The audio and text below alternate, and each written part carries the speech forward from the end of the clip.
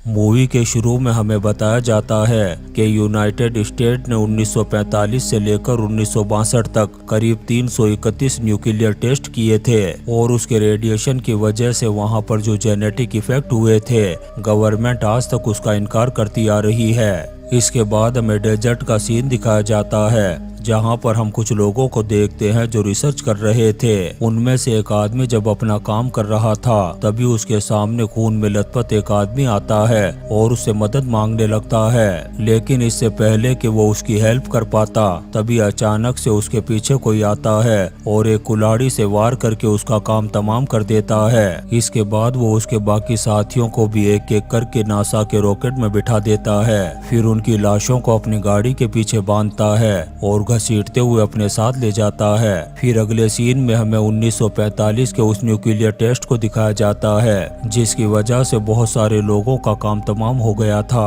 और उसके genetic effect की वजह से बाद में बहुत सारे अजीबोगरीब बच्चे पैदा हुए थे। अब कहानी प्रेजेंट में आती है और हम टॉम नाम के एक आदमी को देखते हैं जिसकी आंख किसी की आवाज को सुनकर के खुल जाती है। इसके बाद वो अपनी गन लेकर के बाहर आता है और किसी को रूबी रूबी कहकर के आवाज लगाता है। इसके बाद जब वो वापस आता है तो देखता है कि उसके रूम के बाहर किसी का बैग पड़ा हुआ था, जिसके बाद वो जोर जोर से चिल्ला करके कहता है कि मैंने एक बार कह दिया ना कि मैं तुम्हारी मदद नहीं कर सकता। इतना कहने के बाद वो अंदर चला जाता है, लेकिन थोड़ी देर बाद वापस आता है और उस बैग को भी ले जाता है। यहाँ पर हम देखते हैं कि कोई छुप करके उसे देख रहा था। अंदर जाने के बाद टॉम उस बैग को चेक करता है जिसमें से उसे एक कैमरा और कुछ एक्सपेंसिव चीजें मिलती है और एक डिब्बा था जिसमें किसी का कटा हुआ कान रखा हुआ था। तभी अचानक से उसे बाहर से किसी गाड़ी की आवाज सुनाई देती है। बाहर हम एक फैमिली को देखते हैं जो यहाँ पर फ्यूल भरवाने के लिए रुकी थी। इस फैमिली में आदमी का नाम जॉन और उसकी वाइफ का नाम एथल था। इनकी गाड़ी के पीछे लगे हुए ट्रेलर में लेन और डग नाम का एक कपल भी बैठा हुआ था। इनके साथ 3 बच्चे भी थे, कैथरीन, ब्रेंडा और बॉबी, जिनमें कैथरीन सबसे छोटी थी। इसके अलावा 2 डॉग्स भी थे जिनका नाम ब्यूटी और बिस्ट था। ये सभी लोग ट्रिप के लिए कैलिफोर्निया जा रहे थे। अब जब ये अपनी गाड़ी में फ्यूल भरवा रहे होते हैं तभी इनका डॉग उस आदमी के रूम में चला जाता है। जब लेन उसे लेने के लिए अंदर जाती है तो वो देखती है कि वो डॉग विंडो पर खड़ा होकर के भौंक रहा था। लेन को यहाँ पर वो बैग भी दिखाई देता है, लेकिन वो उस पर ज्यादा ध्यान नहीं देती। इसके बाद वो उस डॉग को लेकर के बाहर आ जाती है। अब ये लोग जैसे ही जाने लगते हैं तभी वो आदमी इनके पास आता है और कहता है कि अगर आप लोग मेन रोड को छोड़कर के उस कच्चे रास्ते से जाएंगे तो आपके 2 घंटे का वक्त बच जाएगा। अब जॉन उसकी बात मान करके अपनी गाड़ी को उसी कच्चे रास्ते की तरफ ले जाता है। ये सभी लोग बहुत ही एंजॉय और हंसी मजाक करते हुए आगे की तरफ बढ़ रहे थे। ऐसे ही मस्ती करते हुए ये लोग काफी दूर आ चुके थे। तभी हम देखते हैं कि किसी ने उनके रास्ते में ट्रैप लगा दिया था। अब जैसे ही गाड़ी उस ट्रैप के ऊपर से गुजरती है, टायर ब्लास्ट हो जाता है जिससे गाड़ी डिसबैलेंस होकर के एक पत्थर से जाकर के टकरा जाती है। ये सभी लोग गाड़ी से बाहर आ गए थे। इन्हें समझ में नहीं आ रहा था कि अचानक से टायर कैसे ब्लास्ट हो गया। इतने में ही उनके दोनों डॉग्स वहां से भागने लगते हैं। तब वो भी उन्हें पकड़ने के लिए उनके पीछे जाता है। इन लोगों को यहाँ पर दूर दूर तक मदद करने वाला कोई नजर नहीं आ रहा था। यहाँ तक कि मोबाइल में सिग्नल भी नहीं आ रहे थे। गाड़ी भी पत्थर से टकराने की वजह से बहुत ज्यादा डैमेज हो चुकी थी।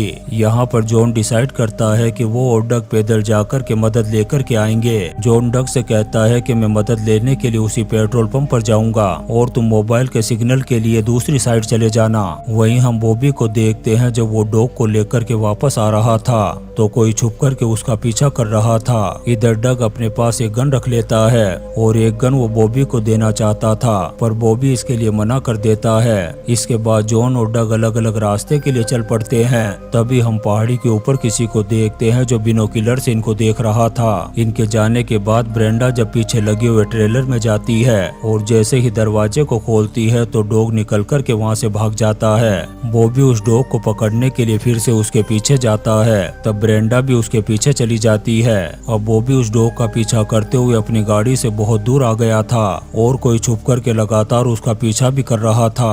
थोड़ा आगे जाने पर उसे अपना डॉग मरा हुआ दिखाई देता है जिसे उसे किसी ने बड़ी बेरहमी से मारा था। ये देख कर के बॉबी बुरी तरह से घबरा जाता है और वहाँ से भागने लगता है। ऐसे ही भागते हुए उसे ठोकर लगती है और वो पहाड़ी से नीचे गिर कर के बेहोश हो जाता है। तभी एक अजीबोगरीब और भयानक शक्ल की लड़की उसके पास आकर के बैठ जाती है, जिसका नाम रूबी था। ये वही रूबी थी जिसे शुरू में टॉम आवाज लगा रहा था। दरअसल रूबी बाकी अजीबोगरीब शक्ल वाले लोगों की तरह नहीं थी। वो इन भयानक शक्ल वाले लोगों से बॉबी को बचाना चाहती थी, जिनमें से एक वहीं ऊपर बैठ कर के उस डॉग का मीट खा रहा था और उसी ने उस डॉग को मारा था। वहीं दूसरी तरफ हम डक को देखते हैं जो चलते चलते बहुत दूर आ गया था, जहाँ पर उसे बहुत ही बड़े बड़े गड्ढे दिखाई देते हैं। वहाँ पर उसे बहुत सारी गाड़ियाँ भी दिखाई देती है जो बंद पड़ी हुई थी। जब वो उन्हें चेक करता है तो उनमें से एक भी गाड़ी चलने की कंडीशन में नहीं थी। उधर जॉन उसी पेट्रोल पंप पर पहुंच जाता है, जहां पर पहुंचते पहुंचते उसे रात हो गई थी। वहां पर वो टॉम को ढूंढता हुआ अंदर चला जाता है।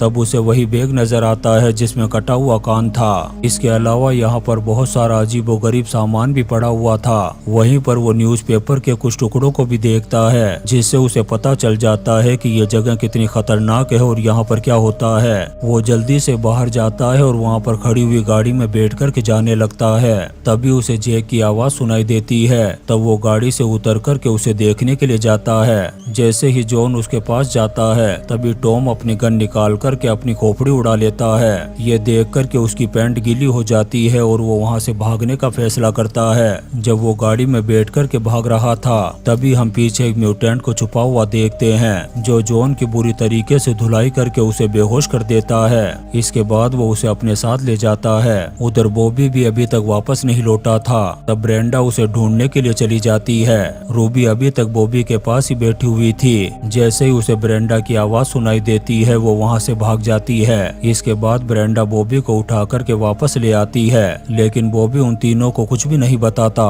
तभी थोड़ी देर बाद इन्हें फिर से कुछ अजीबोगरीब आवाज सुनाई देती है। तब बॉबी उन तीनों से कहता है कि तुम यहीं रुको, मैं देख कर के आता हूँ। इतने में ही डग वापस आ जाता है और इन्हें कहता है कि आगे रास्ता ही नहीं है, लेकिन वो भी अभी भी इन्हें कुछ नहीं बता रहा था। डग इन्हें कहता है कि अगर जॉन 12 बजे तक वापस नहीं आया तो हम सभी लोग उसे ढूंढने के लिए जाएंगे। इसके बाद ये सभी लोग रेस्ट करने लगते हैं। डग और लेन कार में होते हैं और बाकी सभी लोग पीछे ट्रेलर में। सभी लोग नींद में सो रहे होते हैं, लेकिन वो भी जाग रहा था। वो अपने डॉग बिस्ट को ढूंढने के लिए बाहर जाता है। तभी हम ल्यूटो नाम के एक म्यूटेंट को देखते हैं जो वहाँ पर आ जाता है और ब्रेंडा को दबोच लेता है। तभी बॉबी को भी कुछ अजीबोगरीब नजर आता है। तब वो फौरन डग को जगा देता है। तब वो सभी को सच सच बता देता है। इतने में ही उन्हें किसी के चीखने की आवाज सुनाई देती है। तब ये देखते हैं कि वो चीख किसी और की नहीं बल्कि जॉन की थी। दरअसल जॉन को इनसे कुछ ही दूरी पर उन म्यूटेनेंट ने आग लगा दी थी। ये बॉब को बचाने के लिए जब उसकी तरफ जाते हैं, इसी बीच लिजर्ड नाम का एक म्यूटेंट इनकी गाड़ी में घुस जाता है। उधर जॉन अपनी फैमिली के लोगों की आंखों के सामने ही जलकर के मर जाता है, लेकिन ये लोग उसे बचा नहीं पाते। तभी लेन को ब्रेंडा के चिल्लाने की आवाज सुनाई देती है। जब वो अंदर जाकर के देखती है तो लिजर्ड ने उसकी बेटी कैथरीन को पकड़ा हुआ था। वो उस पर गन पॉइंट करके उसके साथ जबरदस्ती करने की कोशिश करता है। तभी यहाँ पर ईथल आ जाती है और पीछे से उस पर हमला करने की कोशिश करती है, लेकिन इससे पहले ही लिजर्ड उसे गोली मार कर के मौत के घाट उतार देता है। गोली की आवाज को सुनकर के डग और बॉबी भी गाड़ी की तरफ आते हैं। इधर लिजर्ड ब्रेंडा को भी गोली मारने ही वाला था। तभी लेन एक स्क्रू उसके पाँव में घुसा देती है। तब लिजर्ड उसे भी गोली मार देता है। इसके बाद वो ब्रेंडा को जब अपने साथ ले जा रहा था तभी यहाँ पर बॉबी और डग पहुँच जाते हैं। जब डग गाड़ी के अंदर आता है तो देखता है कि लेन मरी हुई पड़ी थी। ये देख कर के वो शॉक्ड हो जाता है। तभी उसे अपनी बेटी का ख्याल आता है तो देखता है कि कैथरीन वहाँ से गायब थी। दरअसल वो म्यूटेंट उसे अपने साथ ले गया था, जो काफी टाइम से इन लोगों पर नजर रखे हुए था। इनका डॉग भी उस पर अटैक कर देता है। इधर हम ईथल को देखते हैं जो अभी तक जिंदा थी, लेकिन इनकी आंखों के सामने ही वो दम तोड़ देती है। ये देख कर के बॉबी का दिमाग खराब हो जाता है और वो उस म्यूटेंट को मारने के लिए जाने लगता है।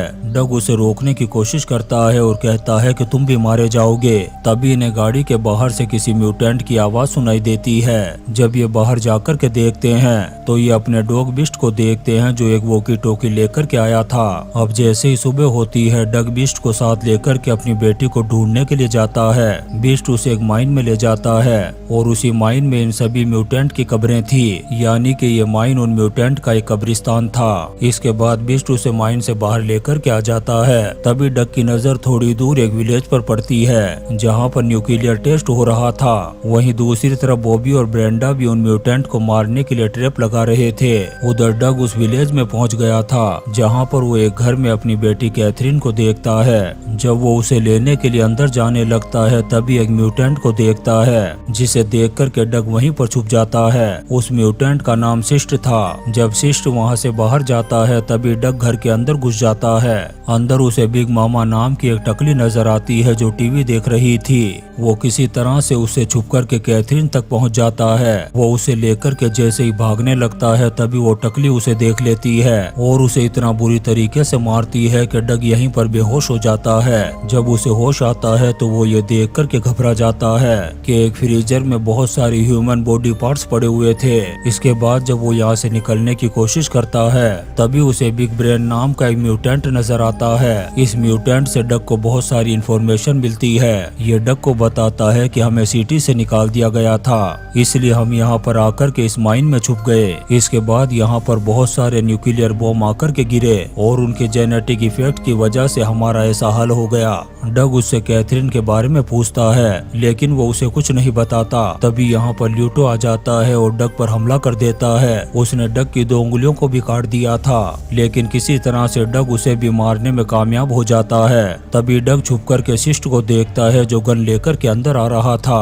तब डग उस पर भी हमला करता है और उसका भी काम तमाम कर देता है। इधर बिग ब्रेन ऑर्डर देता है कि डग की बेटी कैथरीन का काम तमाम कर दो। इसी दौरान डग का डॉग बीस्ट उसका काम तमाम कर देता है। अब डग अपनी बेटी कैथरीन को ढूंढने के लिए हर घर में जाता है, लेकिन उसे कैथरीन कहीं भी नहीं मिलती। पर उसे एक घर में बहुत सारे डिफॉर्म बच्चे नजर आते हैं। उधर लीजर जब कैथरीन को मारने लगता है तो देखता है कि ये तो पिगलेट है, कैथरीन नहीं।